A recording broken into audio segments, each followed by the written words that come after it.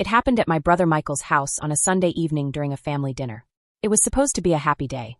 Nothing special was happening. It was just one of those family gatherings where everyone comes together to eat, talk, and spend time with each other. About 20 people were there. Some people were sitting in the dining room. Others were standing in the kitchen talking and laughing. A few family members were outside on the back patio enjoying the nice weather. The adults were drinking wine, telling stories, and catching up with each other. The children were running around, playing games, and having fun. My daughter Lily was there too. Lily was 7 years old. She was a very sweet child. She was shy and quiet, but she always tried to be kind to everyone. She loved drawing pictures. Whenever she made a drawing, she liked giving it to people she cared about. It was her way of showing love. That day, she had spent hours making a special picture for her cousin Chloe. Chloe was 15 years old. Lily was excited to give her the drawing. She carried it carefully all afternoon because she wanted Chloe to like it. At one point, I was standing in the kitchen talking with my mother. Everything seemed normal until I heard laughter coming from the dining room. At first, I thought nothing of it. But then I listened more carefully. There was something different about that laughter. It sounded mean. It sounded like someone was being made fun of.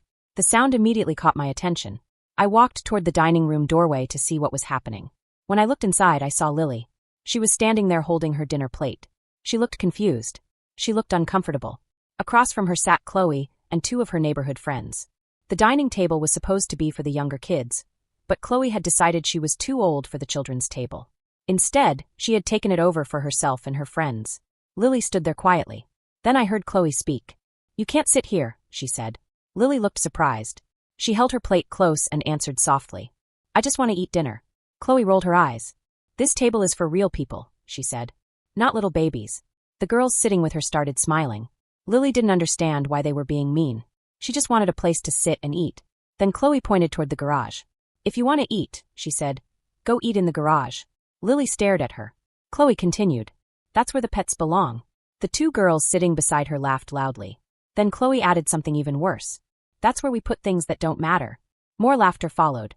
My heart sank. I looked around the room. I expected one of the adults to stop her. I expected someone to tell her that what she said was wrong. Instead, I saw something that hurt even more. My brother Michael was standing nearby getting another beer from the refrigerator. He laughed. My uncle Thomas was standing near the patio door. He laughed too. My sister-in-law Ashley smiled as though it was just a harmless joke. Nobody said a word to stop Chloe. Nobody told Lily she was welcome at the table. Nobody defended her. Lily looked around the room. I could see hope in her eyes. She was waiting for an adult to help. She was waiting for someone to say, "That's enough." But nobody did. Then Chloe waved her hand toward the garage again. "Go on," she said. "The garage is over there." Lily slowly turned around. She walked through the kitchen carrying her plate of food. In her other hand was the drawing she had worked so hard to make for Chloe. As she walked away, she looked back once. Her eyes found mine. I will never forget that look. She looked hurt. She looked confused. She looked like she wanted someone to explain why nobody was helping her. I quietly took out my phone and followed her.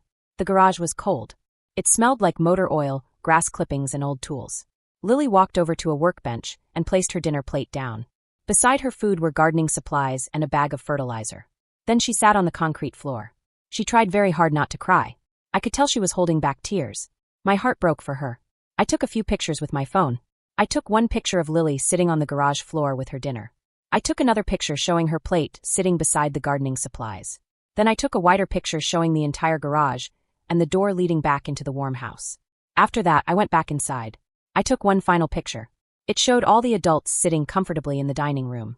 They were talking. They were laughing. They were enjoying themselves.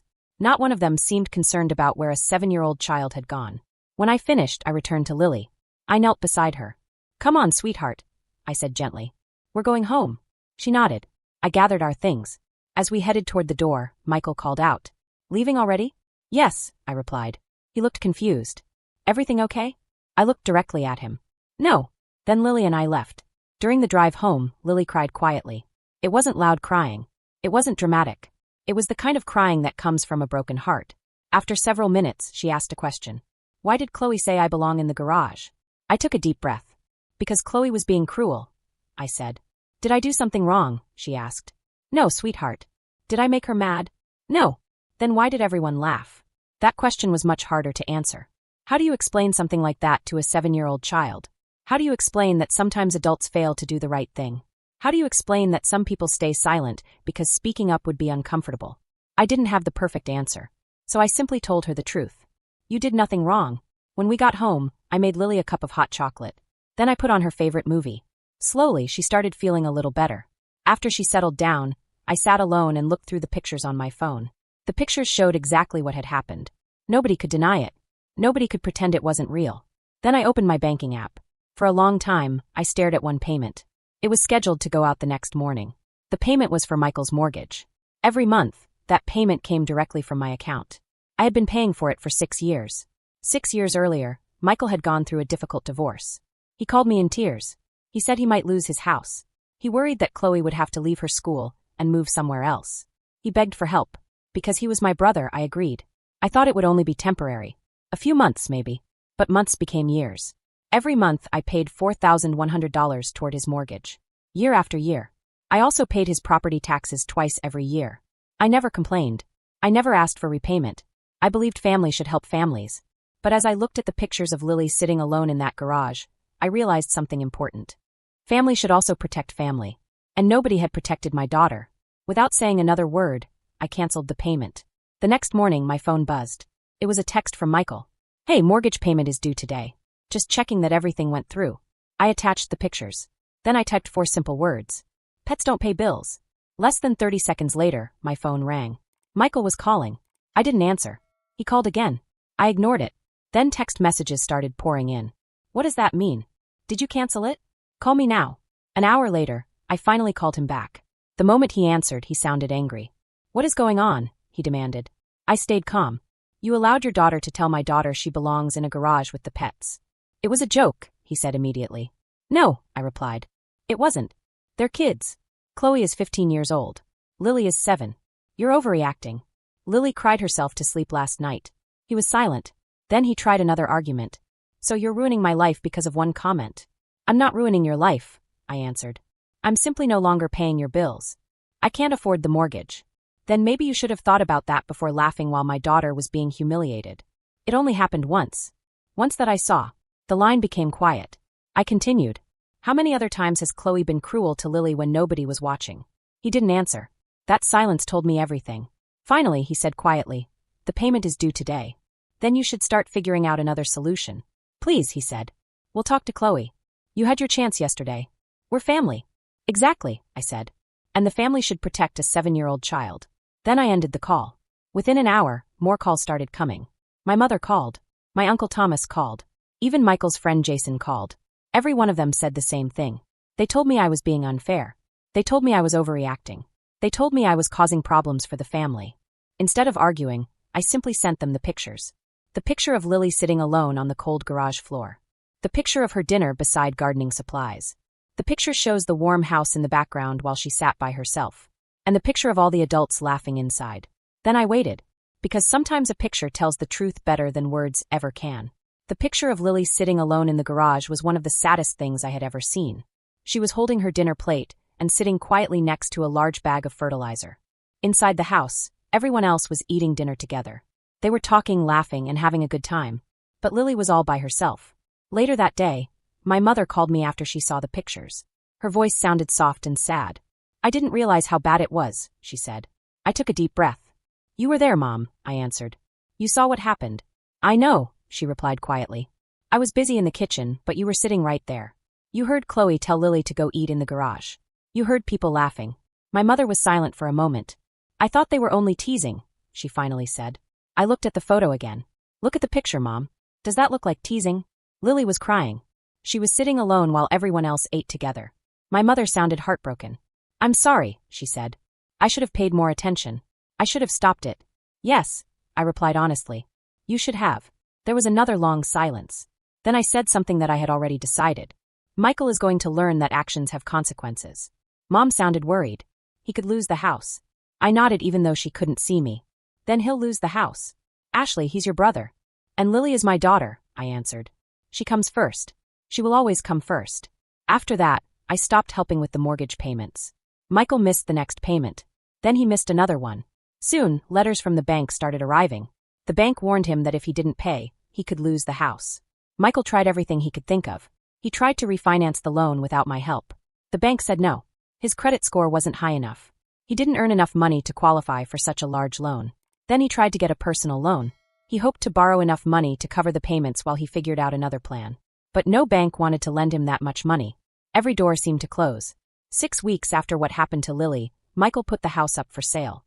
The housing market was good at the time. The house was in a nice neighborhood. It sold quickly. After paying off the mortgage and all the fees, Michael and Ashley had some money left over. Then they moved into a rental house. The new house was smaller. It was older too, but it was still a safe place to live. Life changed for them. Chloe had to leave her private school. She could no longer attend the special arts program she loved. Instead, she enrolled in the local public high school. There was nothing wrong with the school. It just wasn't the school she had expected to attend. My mother hated seeing the family divided. She tried several times to bring everyone together. She invited us to her house and hoped we could talk. Michael apologized. Ashley apologized too. Chloe even wrote Lily a letter. In the letter, she said she was sorry for being cruel. She said she wished she could take back what she had done. But there was one question none of them could answer. Why did they think it was okay in the first place? One afternoon I asked Michael directly. Why? He looked down. We weren't thinking, he said. I shook my head. That's exactly the problem. He looked confused. What do you mean? You didn't think because Lily's feelings weren't important enough for you to think about them. That's not true, he argued. I stared at him. Then tell me why everyone laughed when a 15-year-old girl told a 7-year-old child she belonged with the pets. Michael opened his mouth. Then he closed it again. He had no answer. Why didn't anyone stop it? I asked. Why did nobody stand up for her? Again, he had no answer. Why did I have to find my daughter sitting alone in a garage while everyone else enjoyed dinner? Still nothing. For the first time, I think he truly understood how terrible it had been. 3 months later, I took Lily to see a therapist. At first, Lily didn't want to talk much. She said she was fine, but I could tell she wasn't. She had started having nightmares. Sometimes she woke up crying. She also became nervous around large groups of people. At school, she worried that other children might leave her out. The therapist listened carefully. After several visits, she explained that Lily had become anxious because of what happened. The experience had hurt her deeply. She no longer felt safe at family gatherings. The therapist said healing would take time. There was no quick fix. Lily would need patience, support, and lots of love. I made sure she got all 3. I sent copies of the therapy bills to Michael. I wasn't asking him to pay them. I wasn't even expecting a response. I only wanted him to see the cost of the damage that had been done. Not the money. The emotional cost. The pain. 6 months after the incident, my mother came to me with a request. Could we try having dinner together? She asked. I frowned. With Michael? No. She shook her head. Just me, your father, you, and Lily. I listened. I want Lily to know that some family members are safe. After thinking about it, I agreed. When we arrived, Lily looked nervous. She stayed close to me. But my mother was patient. She didn't pressure her. Instead, she talked about things Lily enjoyed. She asked about school. She asked about her favorite books. Most of all, she asked about drawing. Lily loved drawing. In fact, on the day everything happened, she had brought a drawing for Chloe. Chloe never got it. Grandma remembered. Would you make me a drawing someday? She asked gently. Lily looked surprised. For you? Yes, Grandma said with a smile. Then she reached across the table. You matter to me, Lily. Lily looked up. Your drawings matter. Grandma smiled warmly. Your feelings matter too. Tears filled my mother's eyes. You matter more than any house. She paused. More than any amount of money. Another pause. And more than keeping the peace. Lily listened carefully. I'm sorry I didn't show you that when I should have. A few days later, Lily made Grandma a drawing. When she showed it to me, I noticed something. The picture only had 4 people. Lily, me, Grandma, and Grandpa. No one else. I looked at the drawing. Then I looked at Lily. This is our family? I asked softly. She nodded. This is who loves me. My heart hurt when I heard those words.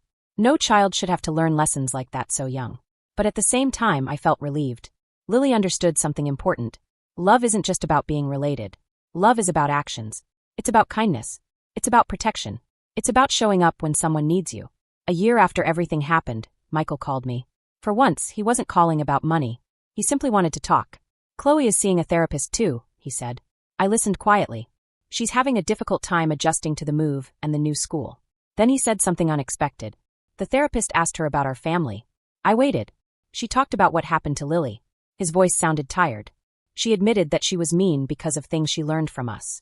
I stayed silent. Michael continued. Chloe said Ashley and I always talked about you like you were less important. That didn't surprise me.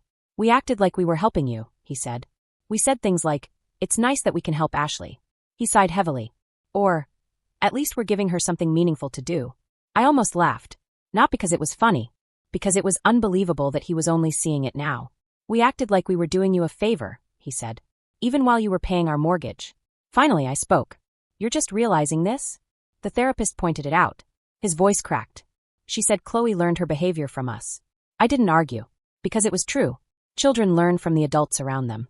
If adults show respect, children learn respect. If adults show cruelty, children learn cruelty. Michael took a deep breath. I'm sorry. I waited. Not because we lost the house. His voice became stronger. That was difficult, but that's not why I'm sorry. Then why are you sorry? I asked. Because I treated you like you existed to serve me.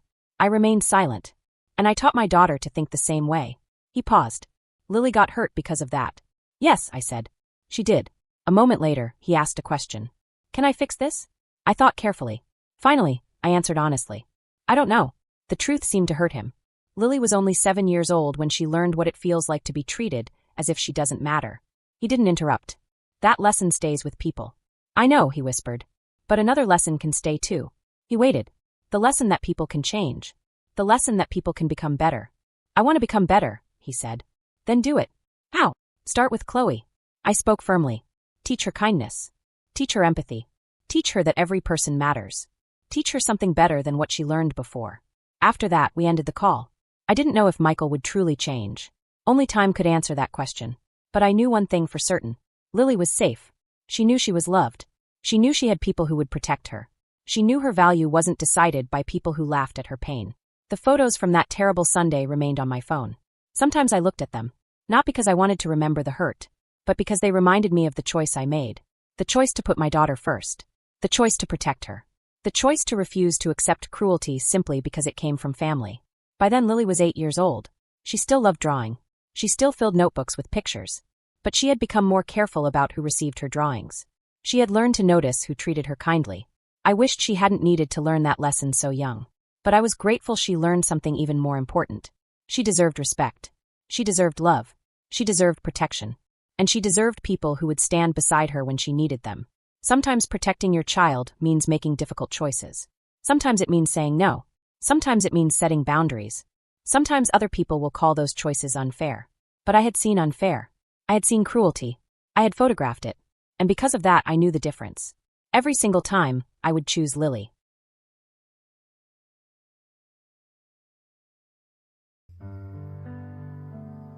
अंधेरी दीवारों में खुद को ढूंढता हूँ गए जो दिन सहाने थे उन्हीं को सोचता हूँ मैं तुम्हारे बिन ये मौसम भी बड़ा बेसर्द लगता है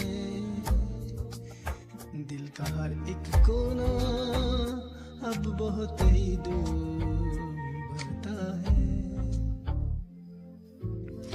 अंधेरी दीवारों में खुद को ढूंढता हूँ मैं ये जो दिन सुहाने थे उन्हीं को सोचता हूँ मैं तुम्हारे बिन ये मौसम भी बड़ा सर्द लगता है दिल का हर एक कोना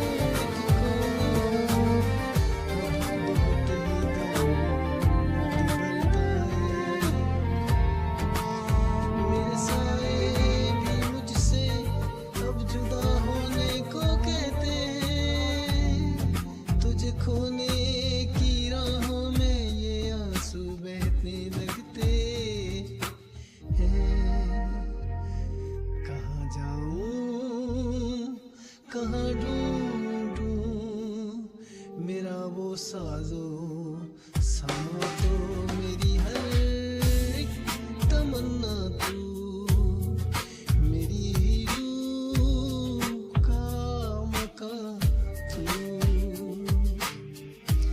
लकीरों में नहीं लिखा जो तुमने ख्वाब देखा था वफा की इस कहानी में फकत एक गम ही लिखा था सितारों से भी पूछता है पता तेरा कहाँ होगा अगर खामोश है दुनिया, कहाँ मेरा जहाँ होगा।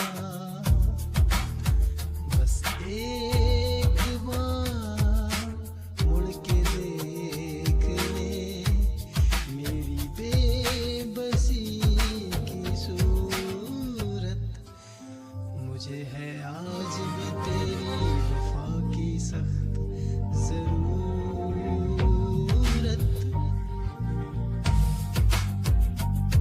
साए मेरे तन्हा सफर बस रह गया दर्द का असर। साए मेरे तन्हा सफर बस रह गया दर्द का असर, दर्द का असर।